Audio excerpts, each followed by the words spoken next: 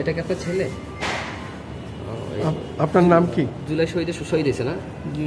যদি আপনার নামটা আপনার ছেলের পরিচয়টা বলতেন না আমাদের জন্য। কি নাম আপনার?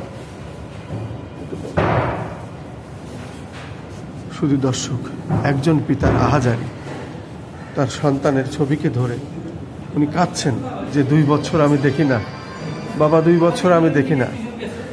এই কান্নায় আল্লাহর আরশ কাব্যে অবশ্যই আমরা সেই হৃদয় বিদারক দৃশ্যটি আমি ধারণ করছি জাতীয় প্রেস ক্লাবে।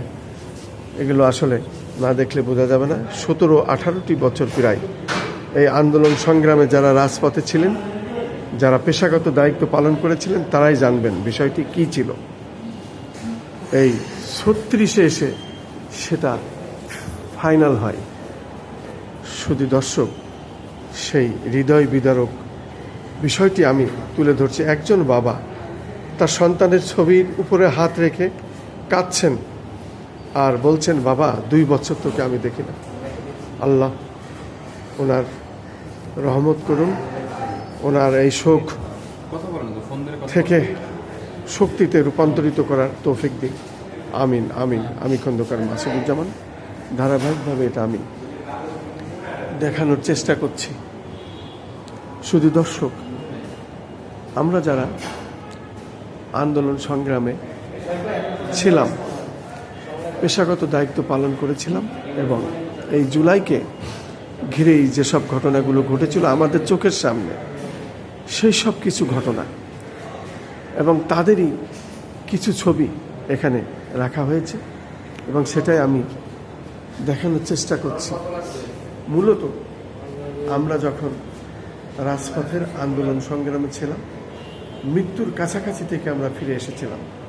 আমরা এখনও সুস্থ নাই। মূলত আমি প্রায় 1 মাস মুগদা মেডিকেল কলেজ হাসপাতালে আইসিইউতে ছিলাম। আমার বাঁচার কথা ছিল না। আমার পাশের অনেকে আহত হয়েছেন, পঙ্গুত্ব বরণ করেছেন এবং অনেকে নিহত হয়েছেন। আমরা ঢাকা মেডিকেল কলেজ হাসপাতালে যেতাম, আমাদের ঢুকতে দেওয়া হতো না। এরকম অনেক ঘটনা আছে।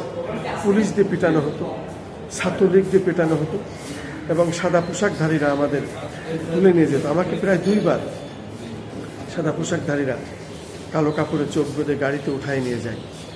তারপরে ভাগ্যিস যে আমি বেঁচে আছি, আমাকে আয়না ঘরে নেওয়া হয়নি, যেহেতু আমি আমার পিতা ভাই হত্যার বিচার দাবি করে আসছি।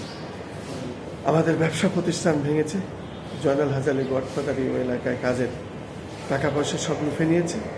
আমি মাননীয় প্রধানমন্ত্রী আপনার সাথে দেখা করতে চাই। আমাদের সমস্ত ডকুমেন্টস আছে, এই বিচারগুলো আপনার করতে হবে, যেহেতু আমাদের আন্দোলনের ফসল আপনি। মাননীয় প্রধানমন্ত্রী, আপনি আজকে দেশ যেভাবে চালাচ্ছেন, রাষ্ট্র যেভাবে চালাচ্ছেন, এদেশের মানুষ খুশি, কিন্তু আপনার খেয়াল রাখতে হবে প্রত্যেকটি মানুষই, প্রত্যেকটি জনগণ এদেশের আপনারই মুখ পানে চেয়ে আছে ন্যায় বিচার পাওয়ার প্রত্যাশায়। আমি ঠিক একজন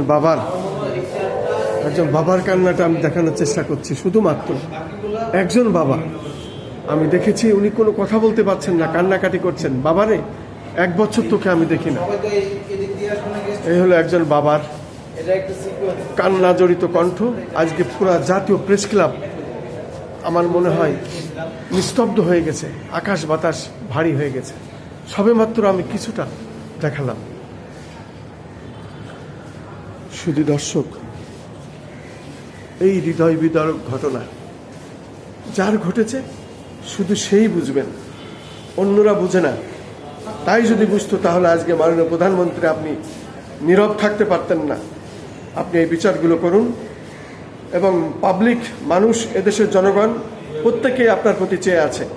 এদেশের জনগণ সকলেই কিন্তু আপনার প্রতি চেয়ে আছে ন্যায় বিচার পাওয়ার প্রত্যাশায়। আমরা চাই এই ন্যায় বিচারগুলো করে আপনি দেখান, এবং আপনি শুধু একটি দলের প্রধানমন্ত্রী নয়, প্রত্যেকের সারা বাংলাদেশের আপনি প্রধানমন্ত্রী, সেটাই মাথায় রেখে আপনি কাজ করবেন। এই প্রত্যাশায় আমি খন্দকার মাসুদুজ্জামান আজ এই পর্যন্তই, জাতীয় প্রেস ক্লাবের সামনে থেকে। আসসালামু আলাইকুম।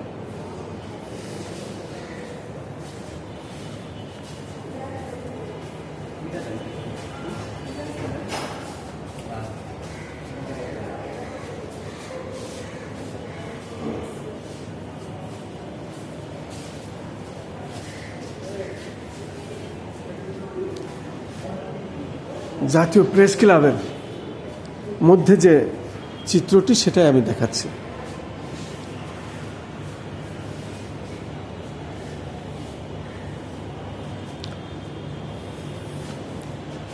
আমি আবারও বলতে চাই, মাননীয় প্রধানমন্ত্রী, আপনি আমাদের আন্দোলন সংগ্রামের ফসল, এবং আমাদের সরকার এবং আমাদের মাননীয় প্রধানমন্ত্রী, আপনি প্রত্যেকের বিচার সঠিকভাবে করবেন এবং তদন্তের মাধ্যমেই করবেন। আমাদের চাওয়া পাওয়া শুধু ন্যায় বিচার। আমরা চাই, আমার যেমন পিতা ভাই হত্যা হয়েছে, আমাদের সব কিছু লুটে পুটে নিয়েছে, আমরাও সেগুলো ফেরত পেতে চাই। আমরা সেই সাথে এদেশের প্রত্যেকটি মানুষেরই ন্যায় বিচার আশা করছি। চোখের সামনে যা দেখলাম তাই শুধু তুলে ধরলাম। এরকম ঘটনা সারা বাংলাদেশে অনেক ঘটেছে, যার সাথে পুলিশ, র্যাব, প্রশাসনের বিভিন্ন গোয়েন্দা সংস্থা সম্পূর্ণ জড়িত ছিল এই মাফিয়া আওয়ামী লীগের সাথে, এবং মাফিয়া আওয়ামী লীগ ডন তারাই এইসব কাজগুলো করেছে। তাদের দ্রুত বিচারের আওতায় আনুন, এই প্রত্যাশায় আমি খন্দকার মাসুদুজ্জামান জাতীয় প্রেস ক্লাবের মধ্য থেকে আমার 12টা ইউটিউব চ্যানেল দীর্ঘদিন ধরে কাজ করছি। 2টা অনলাইন পোর্টাল বন্ধ করে দেয় আওয়ামী লীগ সরকার এবং শেখ হাসিনার সরকার। যেহেতু আমি বস্তুনিষ্ঠ সংবাদ প্রচার করতাম, আমি সেই অনলাইন দুটো এখন চালু করতে চাই। আপনার সাথে আমি দেখা করতে চাই। আমি ন্যায় বিচার চাই, পিতা ভাই হত্যার বিচার চাই। জয়নাল হাজারীর যে টাকা পয়সা আমাদের লুফে নিয়েছে, চেকে লিখে নিয়েছে, জয়নাল হাজারী মারা গেলেও তার সম্পত্তি আছে, এটা কোরক করে আমাদেরকে দেওয়া হোক। এবং সেই সাথে আমি এক্সেল ডেভেলপারের উসমান আলী, তারও আমি বিচার চাই, যেহেতু সে আমাকে একসময় তার ঢাকাতে যে অফিস ছিল সেখানে আমাকে ডেকে নিয়ে 3টে স্টাফে জোরপূর্বক স্বাক্ষর করে নেয়। সে মূলত জামাতের লোক, কিন্তু বিএনপির সাথে সে মিশে আছে। একই সাথে জেনারেল শৈলক উপায় আমি একসঙ্গে উপজেলা চেয়ারম্যানের নির্বাচন করেছিলাম, তারও আগে আমি পৌর মেয়রের নির্বাচন করেছিলাম। 3টি নির্বাচন করেছিলাম। একটি নির্বাচনে আমি কমিশনারে ফার্স্ট, তখন আমি পাস করেছিলাম, সেটাও আমাদেরকে দেওয়া হয়নি। আমি এই ধরনের অবহেলিত, যেহেতু বিএনপির ফাউন্ডার থেকে আমরা ঢাকায় প্রত্যেকটি আন্দোলন সংগ্রামের সাথে ছিলাম এবং আছি, এখনও আছে। আমি চাই ন্যায় বিচার, এবং সেখানে এক্সেল ডেভেলপার উসমানের টাকা হোক এবং তার কাছ থেকে এই 3টি স্টাম্প ফেরত নেওয়া হোক।